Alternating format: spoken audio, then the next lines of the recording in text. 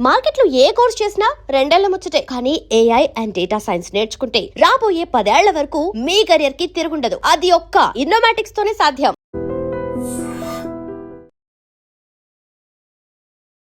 నమస్తే, నేను Kavitha. Welcome to I dream news and నిజాలు. బీజేపీ రీజనల్ పార్టీస్లని ముక్కలు చేయడమే లక్ష్యంగా పెట్టుకుందా? ప్రతి స్టేట్లో కూడా ఒక ఏక్నాథ్ షిండేని తయారు చేయడమే లక్ష్యంగా బీజేపీ వర్కౌట్ చేస్తోందా?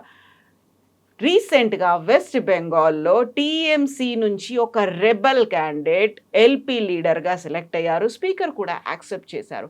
28 ఏళ్ల టీఎంసీ చరిత్రలో రితబ్రత బెనర్జీ ఫస్ట్ టైం ముక్కలు చేస్తున్నట్టుగా కనిపిస్తోంది అనేటువంటి అనాలిసిస్లు ఎందుకని వినిపిస్తున్నాయి? మనతో పాటుగా ఉన్నారు సీనియర్ జర్నలిస్ట్ సురేష్ కొచ్చతిల్ గారు.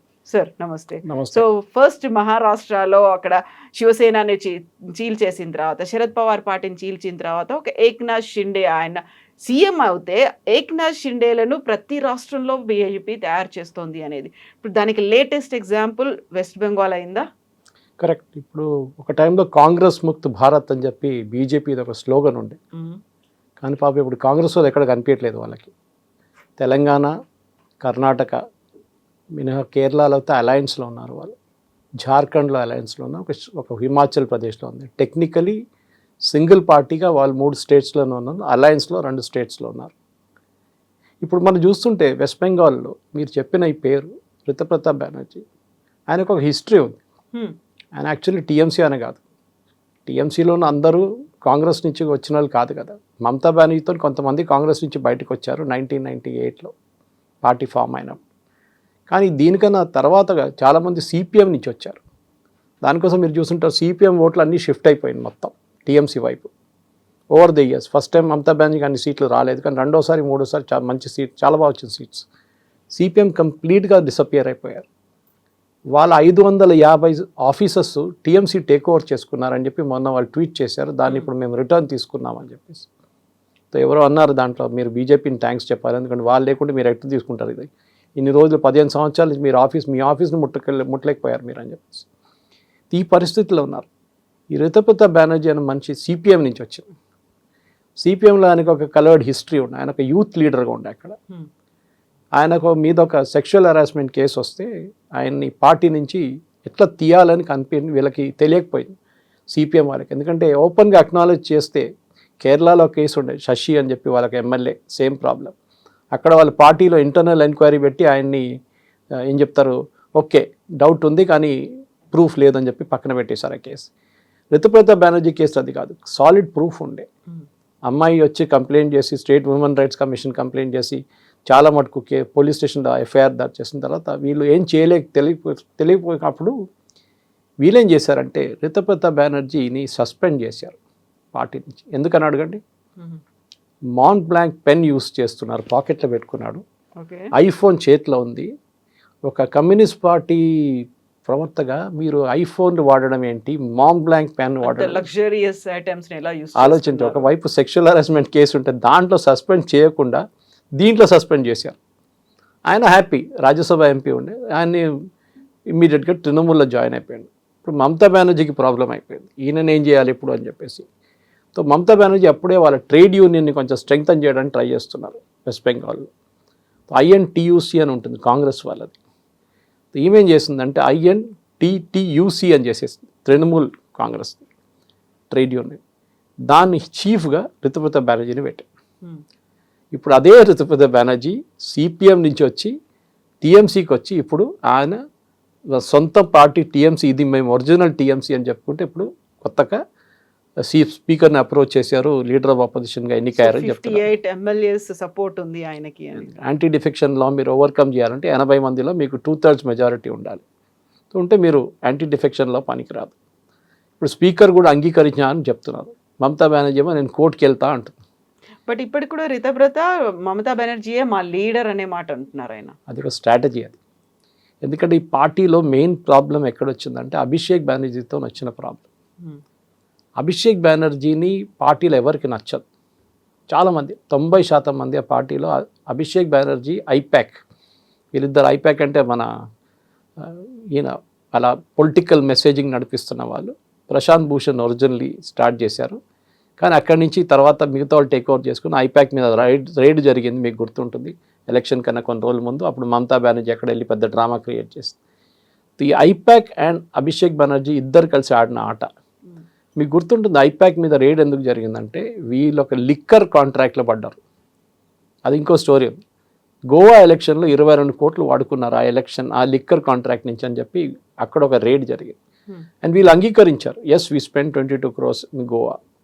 ఒక ఆర్గనైజేషన్ లైక్ ఐపాక్ ఎక్కడి నుంచి వచ్చిన డబ్బులు అంటే అదంతా డబ్బులు అభిషేక్ బెనర్జీ డబ్బులు.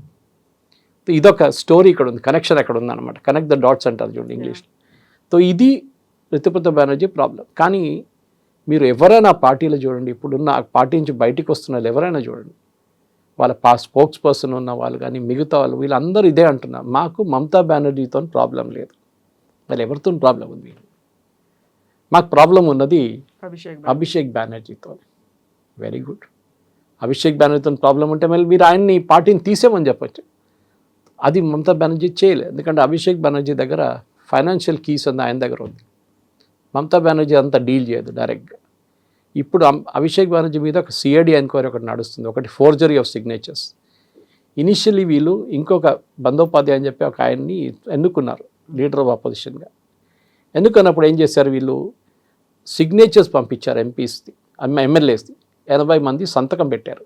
ఎందుకంటే టెక్నికలీ రూల్ ఏంటంటే వీళ్ళు లెజిస్లేచర్ పార్టీ మీట్ కావాలి, లెజిస్లేచర్ పార్టీ మీట్ అయిన తర్వాత ఆ లెజిస్లేచర్ పార్టీ ఎన్నుకుంటారు, అది కన్వే చేస్తారు స్పీకర్కి, అందరూ ఎమ్మెల్యేలు సంతకం పెట్టాలి. దీంట్లో సంతకం పెట్టి పంపించిన ఇద్దరు ఇమ్మీడియట్గా స్పీకర్ని అప్రోచ్ అయ్యి మేము సంతకం పెట్టలేదు దాంట్లో అని చెప్పారు. అక్కడే గొడవ మొదలైంది. సో సిఐడి ఏం చేశారు, ఒక కేసు రిజిస్టర్ చేశారు, ఫోర్జరీ కేసు. స్పీకర్ ఆఫీస్ చెప్పారు ఇది ఫోర్జరీ అని చెప్తే కేసు రిజిస్టర్ చేశారు. ఆ కేసు అభిషేక్ బెనర్జీ దగ్గర దాకా వచ్చినప్పుడు అభిషేక్ బెనర్జీ అక్కడ నుంచి ఇంటి నుంచి పారిపోయారు. ఆ రోజు మీకు గుర్తుంటుంది. ఆ రోజు ఆయన సోనాపూర్లో కనిపించారు అక్కడ. దాని తర్వాత ఆయన కొట్టారు అక్కడ వాళ్ళు అందరు కలిసి పబ్లిక్. ఇప్పుడు ఈ మమతా బెనర్జీ ప్రాబ్లం ఏంటంటే ఆమె సిపిఎంతో ఏం చేసిందో బీజేపీ ఆమెతో అదే చేస్తుంది. CPM cadres, CPM MLA, CPM local leader, CPM councillors మొత్తం అందరినీ, అంటే లెఫ్ట్ ఫ్రంట్ అనుకోండి, సిపిఎం అని చెప్పకూడదు, బెంగాల్లో మొత్తం హోల్సేల్గా మమతా బెనర్జీ టేక్ ఓవర్ చేసుకున్నారు ఆమె పవర్లో వచ్చినప్పుడు. దాంతోనే ఆమె ఎలక్షన్ గెలిచినప్పుడు తర్వాత జరిగిన ఎలక్షన్ మీరు చూస్తే చాలా మటుకు 90% మంది సిపిఎం వాళ్ళు, actual original CPM fellows. Congress అంత పవర్ఫుల్ లేకుండే వెస్ట్ బెంగాల్, ఎందుకంటే మనకు తెలుసు డాక్టర్ బీసీ రాయ్ టైం నుంచి సిద్ధార్థ శంకర్ రాయ్ నుంచి. కానీ 1977లో వీళ్ళు వచ్చినప్పుడు సిపిఎం లెఫ్ట్ ఫ్రంట్ వచ్చినప్పుడు బెంగాల్లో, అప్పటి నుంచి వాళ్ళు స్ట్రెంగ్తన్ చేసుకొచ్చిన గ్రాస్ రూట్ని మొత్తం మమతా బెనర్జీ తీసుకెళ్ళిపోయారు. ఇప్పుడు మీరు చెప్పినట్లు ఒక షిండేగా తయారు చేస్తున్నారు రితుపర్ణ ఏక్నాథ్ షిండే అనేది. అది మనం చూసాం మహారాష్ట్రలో కూడా ఇప్పుడు జరుగుతుంది. ఏక్నాథ్ షిండే గేమ్ అందరూ అనుకున్నారు బీజేపీ ఫస్ట్ ఆడేసారు అయిపోయిందని చెప్పేసి ఫడ్నవీస్ గారిని ముఖ్యమంత్రి చేసినప్పుడు. కాదు, ఇప్పుడు జరగబోయే ఎలక్షన్స్, అక్కడ కొన్ని ఎలక్షన్స్ నడుస్తుంది లోకల్ బాడీ, ఆ ఎలక్షన్స్లో షిండేని కంప్లీట్గా వైపౌట్ చేసేస్తున్నారు బీజేపీ. ఎవరినైతే యూజ్ చేసుకున్నారో వాళ్ళని పక్కన సైడ్ లైన్ చేశారు, ఆ తర్వాత వైపౌట్ కూడా అవుతుంది. ఇది బీజేపీ, నేను ఎప్పుడు చాలాసార్లు చెప్తూ ఉంటాను, ఇది కర్ణాటకలో ఫస్ట్ వాళ్ళు ఈ గేమ్ ఆడారు. కర్ణాటకలో మన కుమారస్వామి వాళ్ళ పార్టీ జేడిఎస్, వాళ్ళ నాన్నగారు దేవగౌడ అండ్ కాంగ్రెస్ అపోనెంట్స్ ఉండేవి. దాని వాళ్ళిద్దరు కలిశారు. ఒకసారి బీజేపీ కొంచెం స్ట్రెంగ్తన్ అవుతుందని కనిపించినప్పుడు 15 సంవత్సరాల ముందు దే స్టార్టెడ్ టైయింగ్ అప్. మనకు తెలిసింది హిస్టరీ అంతా. కర్ణాటకలో ఇప్పుడు దాకా 3 ముఖ్యమంత్రులు ఫుల్ టర్మ్ కంప్లీట్ చేశారు, Nijalingappa, Devaraj Urs and Siddaramaiah last term. So అక్కడ కూడా అదే చేశారు వాళ్ళు. ఏం చేశారు, మెల్లగా ఫస్ట్ ఒకసారి జేడిఎస్ టైఅప్ చేసుకున్నారు కాంగ్రెస్తో, తర్వాత కాంగ్రెస్ని చేయించేశారు, గవర్నమెంట్ పడిపోయింది. తర్వాత బీజేపీతో కలిశారు, బీజేపీని కూడా అదే గేమ్ ఆడారు కుమారస్వామి. బీజేపీ అప్పుడు డిసైడ్ చేసుకున్నారు ఈయన కూడా ఇదే ట్రీట్మెంట్ ఇవ్వాలి. ఏం చేశారు, మెల్లగా చిప్పింగ్ చేయడం మొదలుపెట్టారు. బెల్లారి బ్రదర్స్ వాళ్ళ మీద ఇన్కమ్ ట్యాక్స్ రేట్స్ జరగడము, అక్కడ సుష్మా స్వరాజ్ గారిని తీసుకెళ్ళి అక్కడ ఇన్ఫ్లుయెన్స్, కర్ణాటకలో ఆమెను ఇన్ఫ్లుయెన్స్ యూజ్ చేయడం ట్రై చేశారు వాళ్ళు. బీజేపీ స్లోగా ఒక ఏం చెప్తారు మేజర్ పార్ట్ ఆఫ్ జేడిఎస్ని తీసుకెళ్ళిపోయారు. వీళ్ళు ముందు మాండ్యా పార్టీ అంటున్నారు వీళ్ళని. మాండ్యా చుట్టుపక్కల ఉన్న ఏరియాస్లో వీళ్ళు పవర్ఫుల్ వీళ్ళు జేడిఎస్. ఇప్పుడు కవిత గారు చూడండి, అస్సలు ఎక్కడ లేని ఆగిపోయారు. మాండ్యా లేదు, హైదరాబాద్ కర్ణాటక లేదు, బెల్లారి రాయచూర్ లేదు, ఎక్కడ లేదు జేడిఎస్. ఇప్పుడు రేవన్న కొడుకు మీద కేసు, దాని తర్వాత పార్టీలో కుమారస్వామిని పక్కన పెట్టేస్తారు, తీసుకెళ్ళి యూనియన్ గవర్నమెంట్లో పెట్టేశారు. మొన్న ఆయన ఒక స్టేట్మెంట్ ఇచ్చారు. ఫస్ట్ అన్నారు మేము ఒంటరిగా పోటీ చేయబోతున్నాం. ఇప్పుడు మొన్న అంటున్నారు కాదు మేము బీజేపీతో పోటీ బీజేపీ ఇప్పుడు ఆయన్ని పక్కన ఇట్లా కరేపాకు పడేసినట్లే పడేస్తారు ఇప్పుడు ఎలక్షన్స్ అప్పటిదాకా 2 years అయితే ఉంచుకుంటారు కదా. ఉంచుకుంటారు అంతే. ఎందుకంటే ఆయన యూనియన్ మినిస్టర్, ఆయనకి ఎవరు లేరు ఇప్పుడు, సపోర్ట్ కోసం ఎవరు లేరు. నాన్నగారు పాపం ఆయన Deve Gowda he became old, Rajya Sabha నుంచి కూడా రిటైర్ అయిపోయారు ఆయన. బట్ డీకే శివకుమార్ వెళ్ళి ఆయన బ్లెస్సింగ్స్ అయితే తీసుకున్నారు కదా before taking oath taking ceremony. ఏం చెప్తారు, senior most person in Karnataka అంటే ఆయనే కదా ఇప్పుడు. ఇప్పుడు ఎవరు లేరు, ఇంకా రామకృష్ణ హెగ్డే గారు లేరు, దేవరాజ్ అర్స్ లేరు, ఎస్ఎం కృష్ణ గారు లేరు. ఇప్పుడు ఎవరి దగ్గర తీసుకుంటారు బ్లెస్సింగ్, న్యాచురల్లీ దేవగౌడ దగ్గర. కానీ అది కర్ణాటక పాలిటిక్స్ సపరేట్. సో ఇప్పుడు ఏం చేశారంటే కంప్లీట్గా కర్ణాటకలో జేడిఎస్ని ఒక జూనియర్ పార్ట్నర్గా తయారు చేశారు. So now you finished Bengal, you finished Karnataka. ఇప్పుడు మనం మహారాష్ట్ర కూడా చూడొచ్చు. మహారాష్ట్ర ఏం చేశారు, ఫస్ట్ మనందరూ తెలిసిందే బీజేపీకి ఎప్పటి నుంచో ఒక జూనియర్ పార్ట్నర్ ఉండకూడదు శివసేనకు అని చెప్పి ఎప్పటి నుంచో ఫీలింగ్ ఉండే బీజేపీ. కానీ వాళ్ళు నాగ్పూర్ సెంటర్గా పెట్టుకొని సంఘది వాళ్ళు అక్కడ గేమ్ ఆడలేకపోయారు, కానీ చేశారు. తర్వాత ఏంటి, ఒకసారి అజిత్ పవార్తో టైఅప్ చేసి గవర్నమెంట్ ఫామ్ చేశారు. ఆ గవర్నమెంట్ 24 hours పడిపోయింది. అది తర్వాత మనం చూసాం షిండే గారిని తీసుకొచ్చారు, పార్టీని స్ప్లిట్ చేశారు. ఉద్ధవ్ థాకరే ఒక విభాగం, ఈ వీళ్ళు ఒక సపరేట్. దాని నడుమిట్లో నారాయణ రాణి ఆయన్ని కూడా ఇటువైపు గుంజుకున్నారు. శివసేనని స్ప్లిట్ చేసిన తర్వాత ఫస్ట్ టైం షిండే గారిని ముఖ్యమంత్రి చేశారు. ఆయన చాలా హ్యాపీ. ఆయన ముఖ్యమంత్రి, ఆయన లైఫ్లో ఒక అంబిషన్ ఉండే నేను ముఖ్యమంత్రి కావాలని, as much as Uddhav Thackeray wanted B. Uddhav Thackeray ఓపెన్గా చెప్పారు నాకు లైఫ్లో ఒక అంబిషన్ ముఖ్యమంత్రి కావాలి మహారాష్ట్ర, అది అయిపోయాను నేను చాలు. ఏం చేశారు, నెక్స్ట్ టైం వచ్చిన మనందరూ తెలిసింది ఎలక్షన్ వచ్చింది. ఆ ఎలక్షన్లో బీజేపీకి ఎక్కువ సీట్లు వచ్చినాయి అండ్ బీజేపీ ఫడ్నవీస్ గారిని ముఖ్యమంత్రి చేశారు. అప్పుడు షిండే పెద్ద గేమ్ ఆడారు, మేము వెళ్ళిపోతాం అలయన్స్ నుంచి బయటకు వెళ్ళిపోతాం. ఓకే అన్నారు, మీరు వెళ్తారు మీతో ఎమ్మెల్యేలు రావాలి కదా. ఋతుప్రతాప్ బెనర్జీ గేమ్ అక్కడ కూడా వచ్చింది. చాలామంది ఎమ్మెల్యేలని బీజేపీ వైపు చూపించుకున్నారు. అంటే డిఫెక్షన్ జరగలేదు, యాక్చువల్ వీళ్ళు మాకు సపోర్ట్ చేస్తా అన్నారు, మీరు యూఆర్ అవుట్. లాస్ట్లో పాపం షిండేకి he had to accept second ఫిడిల్గా. దాని తర్వాత వీళ్ళు ఏం చేశారు, నెక్స్ట్ ఎన్సీపీతో ఇదే గేమ్ ఆడారు. ఎన్సీపీలో శరద్ పవార్ గారి హెల్త్ అంత బాగాలేదు, సుప్రియా సూలేకి ఇంట్రెస్ట్ లేదు ఎక్కువ, ఆమె నేషనల్ లెవెల్లో చూసుకుంటుంది. అదే టైంలో అజిత్ పవార్ గారు ఇక్కడున్న గేమ్ ఒకటి ఉంటుంది. ఇదన్నీ జరిగిన తర్వాత మనకి జరిగిన ప్లేన్ క్రాష్ ఒకటి, unfortunate plane crash. And now BJP wife ఇప్పుడు ఆమెనే ఒక దట్ ఈస్ జస్ట్ నామకే వాస్తే, అదంతా ఫిగర్ హెడ్ గల.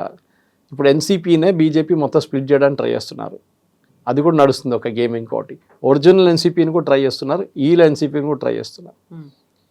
సో బీజేపీది ఒక గేమ్ ప్లాన్ అనేది దాన్ని తప్పట్లే మనం. కాకపోతే తప్పు పట్టలేం అనుకున్నప్పుడుగా ఒరిజినల్గా ఉండేటువంటి బీజేపీ ఒక క్యాడర్ బేస్డ్గా ఉంటుంది, దానికంటూ కొన్ని వాల్యూస్ అనేవి ఉన్నాయి, ప్రిన్సిపల్గా ఉంటుంది అనుకున్నప్పుడు ఈ పవర్ గేమ్లో ఇలాంటి పాలిటిక్స్ ప్లే చేయడం అనేది ప్రాపర్గా కాదు కదా. మిగతా వాటన్నిటికీ బీజేపీకి ఉన్న తేడా అదే అని అంత గొప్పగా చెప్పుకుంటున్నప్పుడు ఇప్పుడు కేవలం రాష్ట్రాల్లో అధికారం రావాలి, మా సీఎం ఉండాలి, మా గవర్నమెంట్ ఉండాలి, డబుల్ ఇంజన్ సర్కార్ ఉండాలి అనుకున్నప్పుడు ఇలా స్ప్లిట్ గేమ్ ఎందుకు, వాళ్ళని వానిష్ చేయడం ఏంటి అని. ఇది ఇంగ్లీష్లో ఒక సేయింగ్ ఉంది, all is fair in love and war అని. ఎగ్జాక్ట్లీ పాలిటిక్స్లో కూడా అదే అవుతుంది. Politics is art of the possible అంటారు. అంటే సరే మీరు BJP party with a difference అంటారు, అది వాజ్పేయి గారు ఒకసారి అన్నారు, సర్కారీ ఆయంగి సర్కారీ జాయంగి, ఆ ఫేమస్ స్పీచ్ ఒకటి ఉంది లోక్సభలో 13 ఒక ఓటుతో ఓడిపోయిన తర్వాత. బీజేపీ ఆ రోజు నేర్చుకున్నారు ఒక్క ఓటు విలువ ఏంటనేది. ఓకే, అప్పుడు Pramod Mahajan was back room boy, వీళ్ళందరూ ఆ టైంలో ప్లానింగ్ ఉండే. కానీ ఇప్పుడున్న బీజేపీ చాలా రూత్లెస్ బీజేపీ తయారు చేశారా అలా. సర్వైవల్ అట్లా ఉంటుంది. ఇప్పుడు మీరు అడవిలో ఉంటే సింహం కానీ పులి కానీ ఏమంటారు, రేపటి నుంచి నేనేం చేయను, నాకు ఎవరైనా మీ తెచ్చి ఫుల్ మీల్ పెడితే నేను తింటా అంటే అది కాదు. They have to hunt for it. దానికున్న జూలో ఉన్న పులి కానీ బయట ఉన్న పులికి డిఫరెన్స్ అది. They will hunt for it, వాళ్ళకి ఆ హంగర్ ఉంటుంది. రాజ్దీప్ సర్దేశాయ్ ఒక పుస్తకం రాశారు చాలా సంవత్సరాల ముందు, బీజేపీ వార్ మిషన్ గురించి.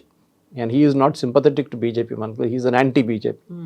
కానీ ఈవెన్ రాజ్దీప్ చెప్పారు, the way BJP has built its machinery, ruthless machinery.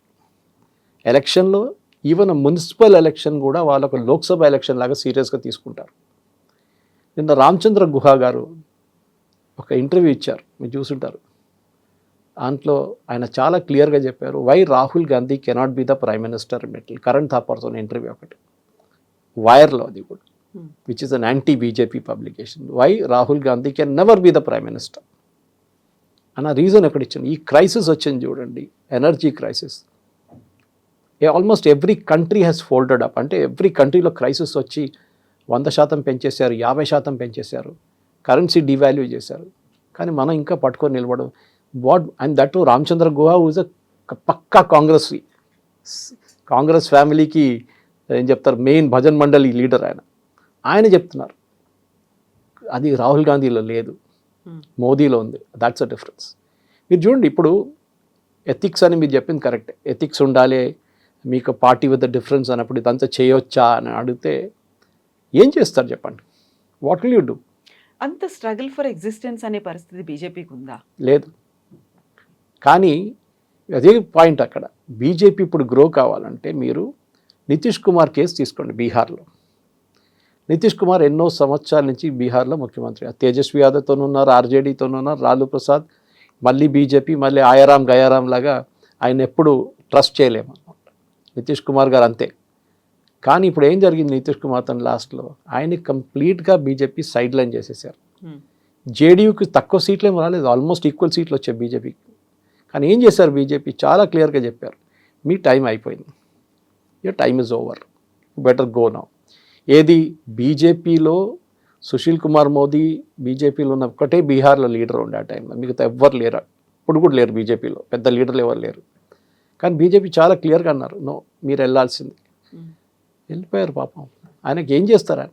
అక్కడే ఆయన హెల్ప్లెస్నెస్ కనిపిస్తుంది అనమాట మనకి. రాజ్యసభ ఇది ఇచ్చేసారు, పంపించేశారు, కావాలంటే యూనియన్ మినిస్టర్ చేస్తున్నారు, వద్దన్నారు ఆయన. ఎప్పుడు నితీష్ కుమార్ చెప్తూనే ఉంటుండే ఎలక్షన్ ముందు, మీకు గుర్తుంటుంది, this is my last election, this is my last election.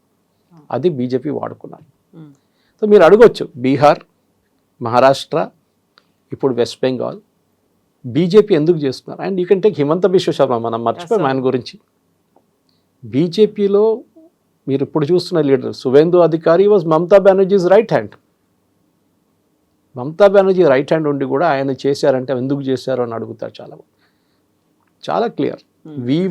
మీరు చెప్పినట్టు correct, I also agree with you point. ఏదంటే ఒక స్ట్రాంగ్ ఆపోజిషన్ మన దగ్గర ఉండాలి. కానీ ఆపోజిషన్కే ఉండడానికి వాళ్ళకి ఇంట్రెస్ట్ లేనప్పుడు ఏం చేయమంటారు? అలా ఉండనివ్వకుండా కూడా ప్రెషర్ చేస్తున్నారు, కేసులు పెడుతున్నారు, అన్నిటినీ సిబిఐతో పాటుగా ప్రతిదాన్ని యూజ్ చేసుకుంటున్నారు అనే కదా. మీరు ఫైట్ చేయొచ్చు కదా. మీ దగ్గర కపిల్ సిబ్బల్ ఉన్నారు, ప్రశాంత్ భూషణ్ ఉన్నారు, దుష్యంత్ దావే ఉన్నారు, పి చిదంబరం ఉన్నారు, అభిషేక్ మను సింఘ్వి ఉన్నారు. You fight the cases. ఇప్పుడు బీజేపీ వాళ్ళు ఉన్నప్పుడు కేసులు వేయలేదా? వేసారు అప్పుడు కూడా కాంగ్రెస్ వాళ్ళు. కానీ బీజేపీ అడ్డుకున్నారు. I mean you have to fight.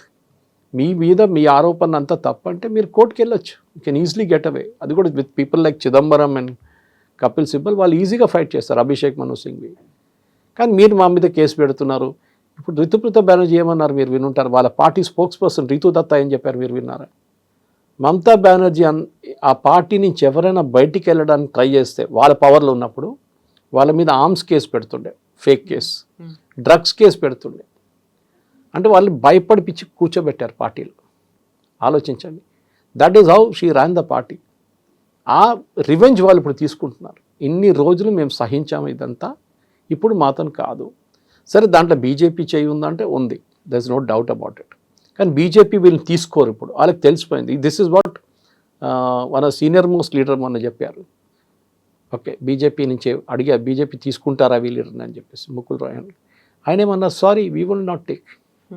మాకు చాలామంది ఉన్నారు మా దగ్గర, we have enough, more than enough MLAs, 208 మంది ఉన్నప్పుడు మాకు తీసుకోక్కర్లేదు ఎవరిని, వీ విల్ నాట్ టేక్. ఎందుకంటే అదే కచరా ఇక్కడ వచ్చేస్తే మమ్మల్ని కూడా కచరా చేసేస్తారు వీళ్ళు, మాకు వద్దని చెప్పి. So then TMC got notice, మేము బీజేపీ వైపు వెళ్ళలేము, మేము సొంతంగా మనే పార్టీ పెట్టుకోవాలి. సో దాని పార్టీ స్ప్లిట్ చేస్తారు, సింపుల్.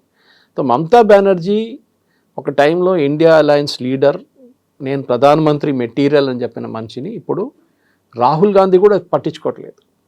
మీరు నిన్న చూసుంటారు ఇంటర్వ్యూ, మన former leader of opposition Adhir Ranjan Chowdhury ఒక ఛానల్కి ఇంటర్వ్యూ ఇస్తా అన్నారు, మీరు మా వైపు రండి, మిమ్మల్ని బీజేపీ ఎట్లైనా తీసుకోరు, you come towards us, we will take you అని కాంగ్రెస్ ఆఫర్ ఇస్తున్నారు, ఓపెన్ ఆఫర్. అప్పుడేమంటారు, మీరు మా వైపు నుంచే వెళ్ళారు కదా, Trinamool Congress was formed from Congress, so come back home, ఘర్ వాపసీ చేద్దాం అని చెప్తున్నారు. ఇదొక గేమ్ ఉంది ఒకవైపు. సో న్యాచురలీ ఇప్పుడు మీరు చెప్పిన దాని మాటకి కేసులు ఉంటాయా, కేసులు ఉండవా అంటే ఈవెన్ సువేందు అధికారి మీద కేసులు ఉంటాయి, అది ఇప్పుడు కూడా నడుస్తుంది. It has not stopped. ఏదో ఆగిపోయినట్లు ఉండదు కేసులు అంతా. కానీ ఎస్, బీజేపీ ఒక ఏం చెప్తారు, ఒక టైగర్ లాగా, లయన్ లాగా నెక్స్ట్ టార్గెట్ ఎవరు నేను చూసి తిరుగుతుంది, ఎవరు లేరు ఇంకా. మీరు బిలీవ్ చేయరు, ఇప్పుడు చూడండి కర్ణాటకలో ఈ మార్పు ఎందుకు తీసుకొచ్చారు. సిద్ధరామయ్య బాగానే ఉన్నాడు కదా, సరే వాళ్ళ నడిమిట్లో ఒక అన్రిటర్న్ ఒప్పందం ఒకటి ఉండే, ఏంటి 2.5 సంవత్సరాలు ఈయన పరిపాలిస్తారు, 2.5 సంవత్సరాలు. ఇది ఉద్ధవ్ థాక్రే అండ్ ఫడ్నవీస్ నడిమిట్లో కూడా ఉండే. ఉద్ధవ్ థాక్రే అంగీకరించలేదు, దాని తర్వాత మనకు తెలిసిందే. దాని తర్వాత జరిగిన స్ప్లిట్ పార్టీలో మన అందరు తెలుసు, కాంగ్రెస్తో నుండి పొత్తుండే, అట్లనే కాంగ్రెస్తో ఇదే చేయించారు ఉద్ధవ్ థాక్రే. సో ఈ పాలిటిక్స్ గేమ్లో న్యాచురల్లీ బీజేపీ ముందుకున్న అదంటే డౌట్ లేదు. అమిత్ షా లాంటి క్యాల్కులేటివ్ చాణక్యాన్ని మీరు అడ్డుకోలేరు. ఆయన వెస్ట్ బెంగాల్ మేము గెలుస్తామని చెప్పినప్పుడు చాలామంది నవ్వారు, మాకు 200 సీట్లు వస్తాయంటే ఇంకా నవ్వారు, ఇంకా అన్ని రిడిక్యూల్ చేశారు. ఏం జరిగింది ఫైనలీ? ఇదే కదా, that they one the seats. అది వాళ్ళట్లా కాన్ఫిడెన్స్ ఉంది. అది గుజరాత్ ఉండొచ్చు, మహారాష్ట్ర ఉండొచ్చు, హర్యానా ఓడిపోతారు అని చెప్పిన ఎలక్షన్ ఈవెన్ బీజేపీ లీడర్స్ అంగీకరించుకున్నారు, మేము ఓడిపోతాం, ఆ ఎలక్షన్ గెలిచారు. So they will do it. కానీ హర్యానా నుంచే స్టార్ట్ అయింది ఆయారాం గయారాం పాలిటిక్స్. ఇక్కడేం జరిగింది మన దగ్గర కూడా, తెలంగాణలో కేసీఆర్ ఉన్నప్పుడు కాంగ్రెస్ వాళ్ళని కొనుక్కున్నారు ఎమ్మెల్యేలని, ఇప్పుడు కాంగ్రెస్ వాళ్ళు వస్తే కేసీఆర్ ఎమ్మెల్యేలు కొనుక్కున్నారు. రెండు వైపుల నుంచి ఆల్ ఈస్ ఫేర్ అంటున్నారు వీళ్ళప్పుడు. ఇది వీళ్ళ గేమ్ అనమాట. ఎక్కడైతే బీజేపీకి ఏ స్టేట్లో అయితే బలంగా లేదో, ఎంటర్ అవ్వడానికి స్కోప్ ఉండదో, ఆ టైంలో వాళ్ళని ఏదో ఒక కేసులు పెడతారు, ఇరికించే ప్రయత్నం చేస్తారు. లేదు కొంచెం ఏదైనా బలం ఉంది అంటే గవర్నమెంట్ ఫామ్ చేయడానికి అక్కడ ఇంకో రీజనల్ పార్టీతో పొత్తు పెట్టుకుంటారు, మొత్తంగా మళ్ళీ అక్కడే కోయలేషన్ గవర్నమెంట్ ఒకటి తీసుకొస్తారు, మెల్లిమెల్లిగా వాళ్ళని సైడ్ లైన్ చేస్తారనేది. ఇదే ప్లాన్ తమిళనాడులో కూడా చేయాలి అనుకున్నారు, అందుకే ఏడీఎంకేతో పొత్తు పెట్టుకున్నారు. కాకపోతే అనుకున్నంతగా రిజల్ట్ రాలేదు, పక్కకి వెళ్ళిపోయింది. అందులో ఇప్పటికీ కూడా స్టిల్ ఉత్తర భారతదేశానికి చెందిన పార్టీగా బీజేపీని గుర్తిస్తున్నారంటే అక్కడ ఎవరైతే యాక్టివ్గా ఉన్నారో, యాక్టివ్ రోల్లో రీజనల్ పార్టీస్ ప్లే చేస్తున్నాయో అక్కడ బీజేపీ వెళ్ళలేకపోతుంది, వెళ్ళడానికి చాలా స్ట్రగుల్స్ పడుతోంది అనేది. వాటన్నిటిని తట్టుకొని మళ్ళీ ముందుకు వస్తుంది అంటే తెలంగాణలో కూడా అలాంటి ప్రయత్నమే బీజేపీ చేయబోతోంది అనేది వినిపిస్తోంది కదా. తమిళనాడులో ఏం చేస్తున్నారు, అన్నామలై రాజీనామా చేయబోతున్నారు అని చెప్పి పెద్ద ఊహాగానం నడుస్తుంది. రాజీనామా చేశారు కూడా తెలియదు, ఈ రోజు కొత్త పార్టీ అనౌన్స్ చేస్తారని అనిపించింది. ఏం చేస్తారు ఆయన? బీజేపీకి తమిళనాడులో ప్రజెంట్ ఫార్మాట్లో గెలవడం అనేది ఇంపాసిబుల్. ఎందుకంటే వాళ్ళకి ఒక ట్యాగ్ ఉంది, మీరు చెప్పినట్టు north Indian party, Hindi party, వాళ్ళు గెలవలేరు. ఇప్పుడు ద్రవిడియన్ పాలిటిక్స్ జీరో అయిపోయింది తమిళనాడు. జీరో అంటే ఒక 20% దాకా వచ్చేస్తుంది అనుకోండి, 100% నుంచి. డిఎంకేని ఎవరు పట్టించుకోవట్లేదు, ఏఐడిఎంకేని ఎవరు పట్టించుకోవట్లేదు. విజయ్ ఎలక్షన్ గెలిచారు. అన్నామలైకి తెలిసిపోయింది ఇదొక ఛాన్స్ నాకు, విజయ్ యూస్ చేసే అదే టాక్టిక్ నేను కూడా యూస్ చేస్తాను. యూత్కి అపీల్ ఉంది, అన్నామలై అంటే చాలా పెద్ద అపీల్ ఉంది తమిళనాడులో. అది కూడా ఆయన మొన్న ఒక స్టేట్మెంట్ ఇచ్చారు, అది 3 లాంగ్వేజ్ పాలసీ గురించి సిబిఎస్ఈలో. మేము అది అంగీకరించాము, మేము అది చేస్తాం, ఇది చేస్తాం. ఎందుకంటే అప్పుడే చాలామంది అడిగారు, ఈయన బీజేపీలో ఉన్నారు కదా, బీజేపీ గవర్నమెంట్ అనౌన్స్ చేసిన ప్రోగ్రామ్ ఎందుకు ఆబ్జెక్ట్ చేస్తున్నారు? అప్పుడే కొంచెమైనా if you head worked out your this one, మీకు తెలిసిపోతుంది this is going to happen. జరిగింది కూడా అది. అన్నామలై స్ట్రాటజీ ఏంటి, ఇప్పుడు ఆ విజయ్ తీసుకున్న అదే ఆడియన్స్ని ఇంకా ఏఐడిఎంకే దగ్గర నుంచి డిఎంకే దగ్గర నుంచి గుంజుకుందాం రిమైనింగ్ కూడా. వాళ్ళ దగ్గర మిగిలిపోయిన ఎమ్మెల్యేలు అంటే ఇప్పుడు పోటీ చేసిన వాళ్ళని స్లోలీ ఇప్పుడు ఇటువైపు గుంజుకుంటారు. ఓకే, విజయ్కి ఒక లిమిట్ తర్వాత ఎమ్మెల్యేలు అక్కర్లేదు ఆయనకి. విజయ్ అప్పీల్ చేసిన అదే ఆడియన్స్, యంగ్ ఆడియన్స్, మహిళల్ని అన్నామలై అప్పీల్ చేస్తారు. అన్నామలై ఒక ఎన్జిఓ లాంటి ఒక పార్టీ పెట్టుకుంటారు. ఇప్పుడు ఆమ్ ఆద్మీ పార్టీ కూడా ఒక ఎన్జిఓ నుంచి మొదలైంది కదా. దాని తర్వాత ఏం చేస్తారు, నెక్స్ట్ ఎలక్షన్ వచ్చేదాకా 5 సంవత్సరాలు ఉన్నాయి, లోక్సభకి ఇంకా 3 సంవత్సరాలు ఉన్నాయి. బీజేపీని ఒక జూనియర్ పార్ట్నర్గా తీసుకుంటారు, అలయన్స్ పార్ట్నర్. ఓకే, దాంతోపాటు తమిళ్ మానిలా కాంగ్రెస్ మిగతా అందరూ వస్తారు, 10 పార్టీలు వచ్చేస్తారు. కానీ leader and top will be Annamalai. So it will be Annamalai versus Vijay. DMK లేదు, ఏఐడిఎంకే లేదు, ఇది అన్నామలై గేమ్. సో బీజేపీ ఎక్కడెక్కడ వాళ్ళు గెలవలేకపోతారో అక్కడ they use a third party to win. So ఇప్పుడు అన్నామలై బీజేపీని వాడుకుంటుందా, బీజేపీ అన్నామలైని వాడుకుంటుందా? రెండు వైపులు జరుగుతుంది. అన్నామలైకి ఇప్పుడు కూడా ఆయన అంటారు మోదీ ఈజ్ మై లీడర్ అంటారు. ఆయన ఇప్పుడు కూడా is not declining that Modi is my leader. Modi గారు చేస్తున్నారు, మోదీ గారి కోసం నేను పనిచేస్తున్నాను అంట.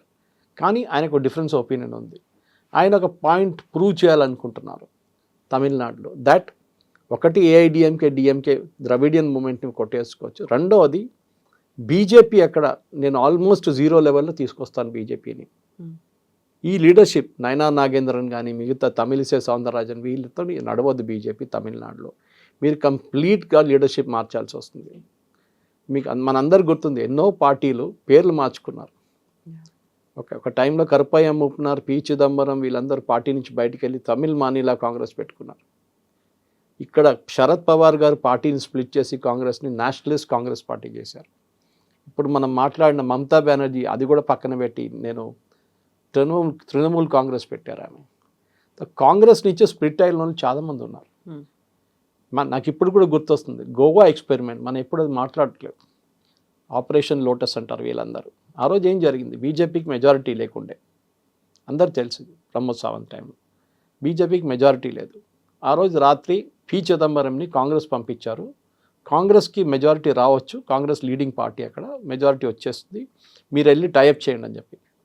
చిదంబరం గారు రాత్రి వచ్చారు, ఫ్లైట్లో వచ్చి హోటల్ వెళ్ళి నిద్రపోయారు. పొద్దున్న లేసేదాకా బీజేపీ గవర్నమెంట్ ఫామ్ అయిపోయింది. That is aggressiveness. అగ్రెసివ్ మూడ్లో వాళ్ళు రాత్రికి రాత్రి గవర్నమెంట్ ఫామ్ చేసుకున్నారు. సరే దాంట్లో గవర్నర్ రోల్ ఉందా, లేకుంటే డబ్బులు పంచి పెట్టారా, లేకుంటే ప్రెషర్ పెట్టారా, అదంతా different. But they went after. ఇదే రామచంద్ర గుహ గారు కూడా చెప్తున్నారు, ఇది లేదు, హంగర్ లేదు. గెలవడానికి ఒక హంగర్ ఉండాలి. మేము మా దగ్గర మెజారిటీ ఉంది కదా, మేము ఎందుకు ఇంకా కష్టపడాలి, మేము ఇట్లానే ఉంటాం, రిలాక్స్గా ఉంటాం, నెక్స్ట్ లోక్సభ ఎలక్షన్లో చూసుకుందాం. వీళ్ళు ఒక మున్సిపల్ ఎలక్షన్ కూడా, అది మన తెలంగాణలో లేదు కానీ మిగతా మీరు ఇప్పుడు వెస్ట్ బెంగాల్ కానీ ఈవెన్ అస్సాం చూడండి, అస్సాంలో కూడా హిమంత బిశ్వ శర్మ గెలుస్తారని నాకు తెలుసు, but he went all out campaign అన్నమాట. సేమ్ థింగ్ మీరు యూపీలో చూడండి, ఇప్పుడు 2027లో వచ్చే election same thing happen. 430 seats ఉన్నాయి అక్కడ, చిన్న కాదు కాన్స్టిట్యున్సీ. అక్కడ కూడా ఇదే జరగబోతుంది. తో రితుప్రతాప్ బెనర్జీ చేసిన స్టోరీని రిపీట్గా బీజేపీ ప్రతి స్టేట్లో చేస్తున్నారు. Don't be surprised. నిన్నటి న్యూస్ మొదలైంది, స్టాలిన్ బీజేపీతోనే వెళ్తున్నారండి ఇండైరెక్ట్గా. మోదీ గారు మళ్ళీ ఉమెన్స్ రిజర్వేషన్ బిల్ తీసుకొస్తారు, స్టాలిన్ వాళ్ళ పార్టీ అబ్స్టైన్ చేస్తారు. ఇప్పుడు టీవీకేకి ఎంపీలు లేరు, సో బీజేపీ ఆ బిల్ ఈజీగా పాస్ చేసేస్తారు. ఇది జరగబోతుంది. ఎందుకంటే టీఎంసీ ఎంపీలు కూడా they will abstain from the voting. ఇప్పుడు అదే జరగబోతుంది.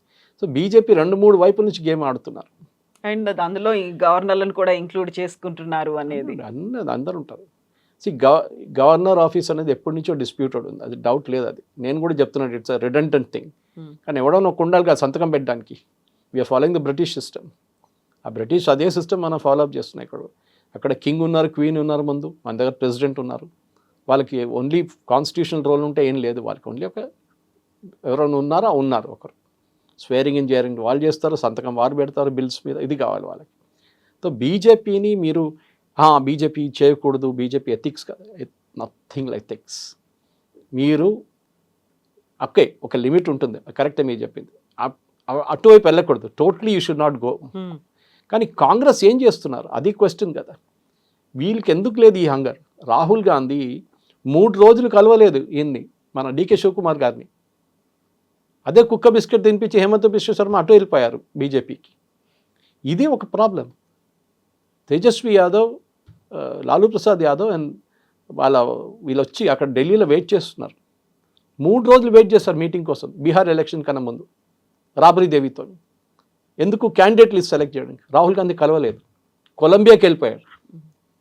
ఆలోచించండి, ఇక్కడ ఎలక్షన్ సీరియస్నెస్ నడుతుంటే మీరు కొలంబియాకి వెళ్ళిపోతారా?